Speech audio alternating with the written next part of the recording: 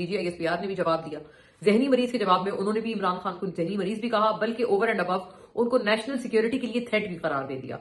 और अब ये बहुत एक अगले नहज पर ये जो लड़ाई है ये जा चुकी है।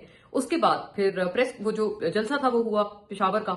अच्छा, उस जलसे में शफी जान जो हैं उन्होंने एक दफा फिर हमारे प्रोग्राम में भी उन्होंने ये बात की थी, उन्होंने दोबारा जलसे में भी ये बात की और उन्होंने माफी का मुतालबा किया DGISPR से कि आपने जो अल्फाज इस्तेमाल किए हैं, उन्होंने जो एक बोला था ना जुमला कि जी कुत्ते भौंकते हैं तो उससे फर्क नहीं पड़ता, वो उन्होंने कहा कि ये आपने सुहेल आफरीदी के लिए इस्तेमाल किया है तो आपको इस पे हमसे माफी मांगनी पड़ेगी।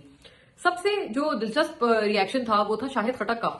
उन्होंने अता तारड़ जो इंफॉर्मेशन मिनिस्टर हैं उनको भी गाली दी, ख्वाजा आसिफ जो डिफेंस मिनिस्टर है उनको भी कुत्ता कहा, गाली दी।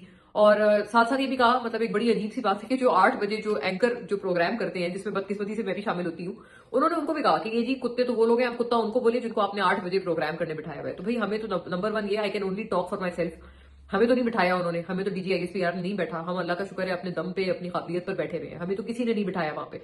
बट एनीवे, शायद वो उन एंकर्स की बात कर रहे होंगे कि जो वाकई कोई DGISPR ने को बिठाए हैं।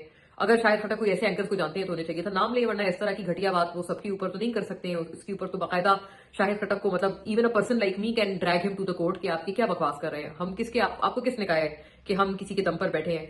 मजे की बात यह कि शाहिद खटक ने पूरी दुनिया को जो है वो गालियां दे डाली, लेकिन DGISPR के बारे में उन्होंने एक चूं भी नहीं निकाली, उनके बारे में एक लफ्ज भी नहीं कहा। असल तो उनको जो गुस्सा था या जो सड़न थी वो DGISPR के बयान की थी, लेकिन उन्होंने उनके अलावा पूरी काबीना को भी गालियां दे डाली, अता तारड़ को, ख्वाजा आसिफ को, 8 बजे बैठे हुए लोगों को और वगैरह वगैरह। लेकिन उन्होंने जो असल जिसके ऊपर इनको प्रॉब्लम थी उस शख्स के बारे में कुछ भी नहीं कहा।